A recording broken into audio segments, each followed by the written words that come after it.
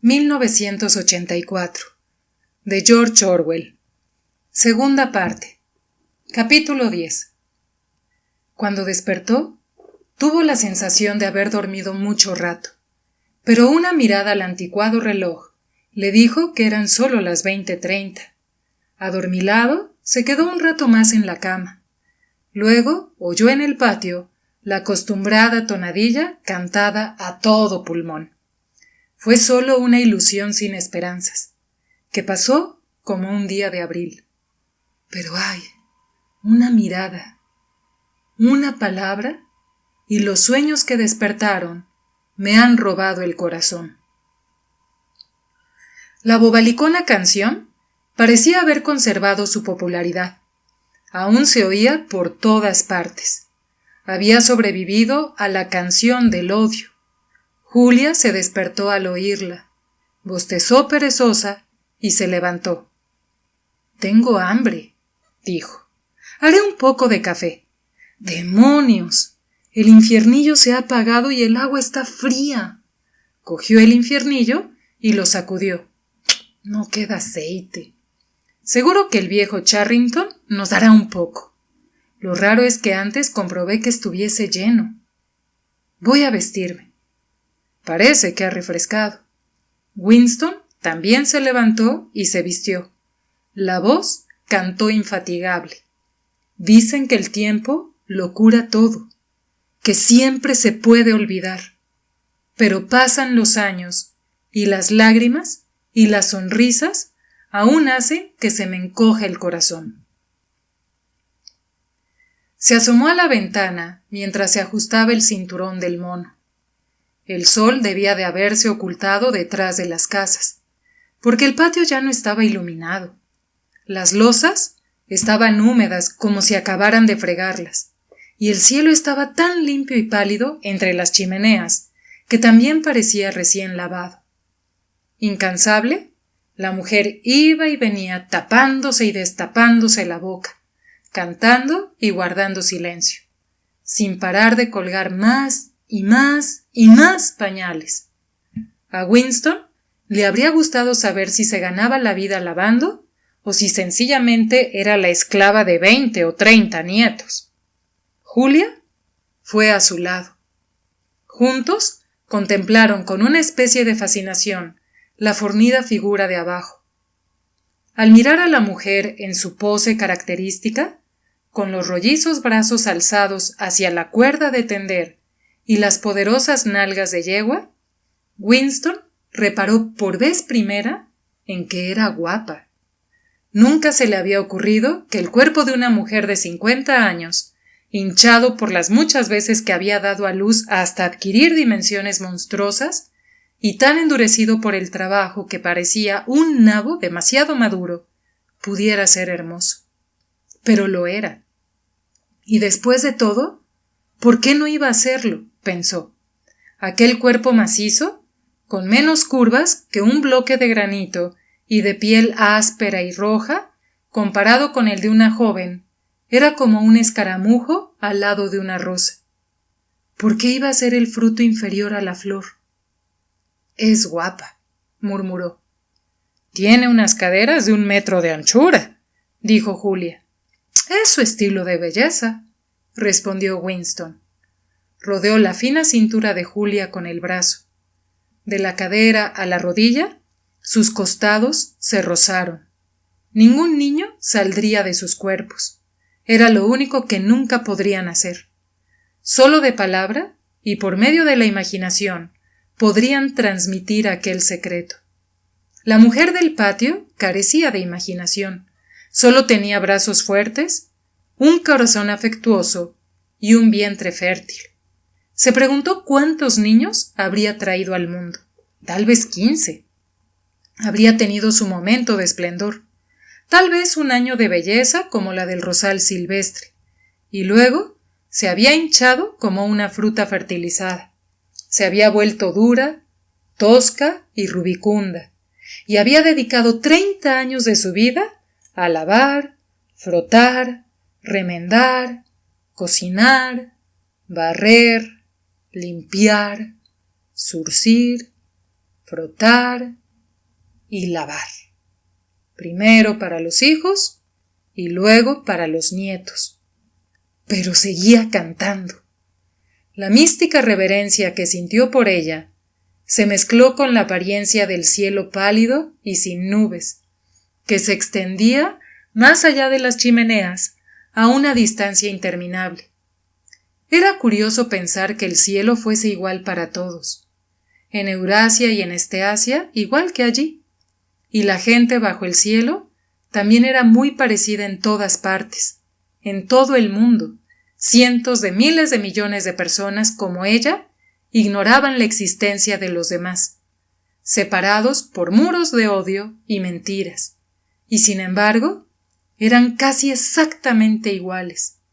Gente que no había aprendido a pensar, pero que atesoraba en su corazón, su vientre y sus músculos la fuerza que algún día cambiaría por completo el mundo. Si quedaba alguna esperanza, estaba en los proles. Sin haber terminado de leer el libro, sabía que ese debía ser el mensaje final de Goldstein. El futuro pertenecía a los proles. Podía estar seguro de que cuando llegara su momento no construirían un mundo tan ajeno a él, Winston Smith, como el mundo del partido. Sí, porque al menos sería un mundo cuerdo. Donde hay igualdad puede haber cordura. Antes o después tomarían conciencia de su fuerza. Los proles eran inmortales. Bastaba con ver a la valiente figura del patio para darse cuenta. Al final, acabarían despertando. Y hasta que ocurriera, aunque fuese dentro de 1 millar de años, seguirían vivos contra toda probabilidad, como los pájaros, transmitiendo de unos cuerpos a otros la vitalidad que el partido no compartía y que no podía erradicar. ¿Recuerdas?, preguntó. ¿El zorzal que cantó para nosotros el primer día en el lindero del bosque? No cantó para nosotros, objetó Julia. Cantaba porque le apetecía. Ni siquiera eso. Cantaba sin más. Los pájaros cantaban, y los proles también. El partido no. En todo el mundo, en Londres, en Nueva York, en África y en Brasil, y en las tierras prohibidas y misteriosas más allá de las fronteras, en las calles de París y Berlín, en los pueblos de las interminables estepas rusas, en los bazares de China y Japón, en todas partes estaba esa figura maciza e invencible, monstruosamente transformada por el trabajo y por traer niños al mundo, trabajando desde el nacimiento a la muerte y que aún así seguía cantando. De aquellos poderosos vientres surgiría un día una raza de seres conscientes. Vosotros erais los muertos. El futuro era de ellos. Sin embargo, era posible participar de dicho futuro conservando viva la inteligencia, igual que ellos mantenían vivo el cuerpo, y transmitiendo la doctrina de que 2 y 2 son 4. Nosotros somos los muertos, observó. Nosotros somos los muertos, repitió obediente Julia. Vosotros sois los muertos, dijo una férrea voz a sus espaldas. Se soltaron con un respingo. A Winston se le helaron las entrañas. Vio el blanco de los ojos en torno a los iris de los ojos de Julia. Su tez había adquirido un color amarillento lechoso. El colorete que llevaba en las mejillas destacaba como si no estuviese en contacto con la piel de debajo. Vosotros sois los muertos, repitió la voz férrea. Estaba detrás del cuadro, suspiró Julia. Estaba detrás del cuadro, dijo la voz. Quedaos exactamente donde estáis. No hagáis el menor movimiento hasta que se os ordene. Había empezado por fin. No podían hacer nada, solo mirarse a los ojos. Ni siquiera se les ocurrió huir para salvar la vida, salir de aquella casa antes de que fuese demasiado tarde. Les pareció inconcebible desobedecer a la voz férrea de la pared. Se oyó un chasquido como si hubiesen soltado un pestillo y un ruido de cristales rotos. El cuadro había caído al suelo, dejando a la vista la telepantalla que había detrás. Ahora pueden vernos, dijo Julia. Ahora podemos veros, dijo la voz. Quedaos en el centro de la habitación, espalda con espalda, las manos en la nuca, sin tocaros. No se tocaron, pero Winston creyó notar el temblor del cuerpo de Julia, o tal vez fuese solo el suyo. Se las arregló para impedir que le castañetearan los dientes, pero no pudo controlar sus rodillas.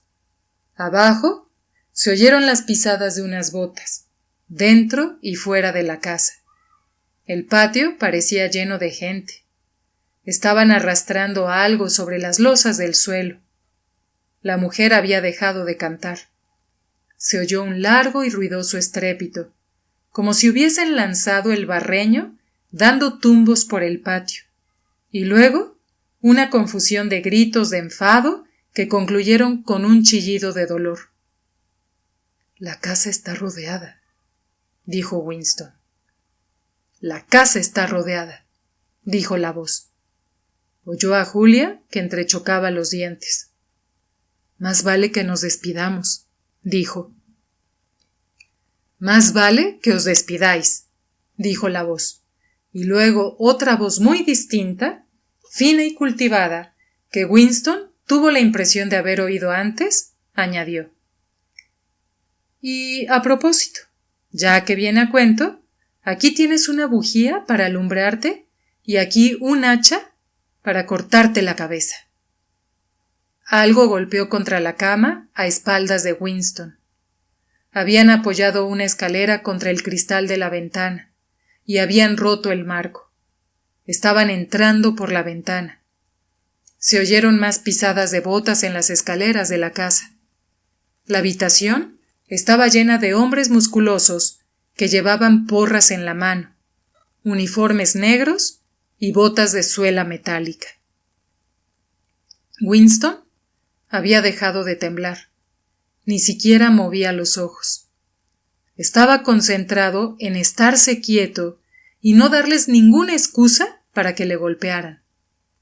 Un hombre con mandíbula de boxeador, cuya boca era poco más que una ranura, se detuvo ante él y balanceó pensativo la porra entre el pulgar y el índice. Winston lo miró a los ojos. La sensación de desnudez, con las manos en la nuca y el cuerpo y el rostro vulnerables, le resultó casi insoportable. El hombre sacó la punta blanquecina de la lengua, se lamió el sitio donde deberían haber estado los labios y pasó de largo. Se oyó un nuevo estrépito. Alguien había cogido el pisapapeles de cristal de la mesita y lo había hecho añicos contra la chimenea. El fragmento de coral, un minúsculo y frágil pedacito rosado, como una flor de azúcar en un pastel, rodó sobre la alfombra. ¡Qué pequeño!, pensó Winston. ¡Qué pequeño había sido siempre! Se oyó un golpe y una boqueada a sus espaldas, y recibió una violenta patada en el tobillo que a punto estuvo de hacerle perder el equilibrio. Uno de los hombres le había dado un puñetazo en la boca del estómago a Julia, que se había doblado como una regla de bolsillo. Estaba retorciéndose en el suelo sin aliento. Winston no osó mover la cabeza ni siquiera 1 milímetro, pero a veces el rostro lívido y jadeante de la joven quedaba dentro de su ángulo de visión. A pesar del terror que sentía, era como si pudiese sentir el dolor en su propio cuerpo. Un dolor terrible que, no obstante, era menos acuciante que los esfuerzos por recobrar el aliento. Winston lo conocía. Un dolor terrible y agónico que aún no podía sufrir, porque antes que nada era necesario respirar. Luego, 2 de los hombres la levantaron por los hombros y las rodillas, y se la llevaron de la habitación como si fuese un saco. Winston vislumbró su cara lívida y contraída, con los ojos cerrados y un poco de colorete en las mejillas, y ya no la vio más. Siguió inmóvil. Nadie le había golpeado aún. Acudieron a su imaginación cosas sin interés en las que le resultaba inevitable pensar. Le habría gustado saber si habían detenido también al señor Charrington y qué le habían hecho a la mujer del patio. Reparó en que tenía muchas ganas de orinar, lo cual le produjo una vaga sorpresa porque apenas hacía 2 o 3 horas que lo había hecho. Vio que el reloj de la repisa de la chimenea indicaba las 9, es decir, las 21, pero la luz era demasiado intensa. ¿No debería estar declinando a las 21 de una tarde de agosto? Se preguntó si Julia y él no habrían confundido la hora. Tal vez hubiesen dormido más de 24 horas y hubieran pensado que eran las 20:30 cuando en realidad eran las 8:30 de la mañana siguiente. Pero no le dio más vueltas. Era irrelevante. Se oyeron otros pasos más leves en el pasillo. El señor Charrington entró en la habitación. La actitud de los hombres uniformados de negro se volvió de pronto más sumisa. Algo había cambiado también en la apariencia del señor Charrington. Su mirada se posó sobre los fragmentos del pisapapeles de cristal. «Recoged esos cristales», dijo secamente. Un hombre se agachó para obedecerle. El acento cockney había desaparecido. Winston comprendió de pronto que era la misma voz que había oído hacía unos instantes en la telepantalla. El señor Charrington llevaba todavía su vieja chaqueta de terciopelo, pero su cabello, que era casi blanco, se había vuelto negro. Tampoco llevaba las gafas. Echó un rápido vistazo a Winston, como para verificar su identidad, y no le prestó más atención. Seguía siendo reconocible, pero ya no era la misma persona. Su cuerpo se había erguido y parecía haberse vuelto más corpulento. Su rostro había sufrido cambios minúsculos, que no obstante habían obrado una transformación completa. Las cejas negras eran menos pobladas, las arrugas habían desaparecido. Todos los rasgos de su rostro parecían haber cambiado. Incluso la nariz parecía más corta. Era el rostro frío y despierto de un hombre de unos 35 años. Winston cayó en que, por primera vez en su vida, estaba viendo conscientemente a un miembro de la policía del pensamiento.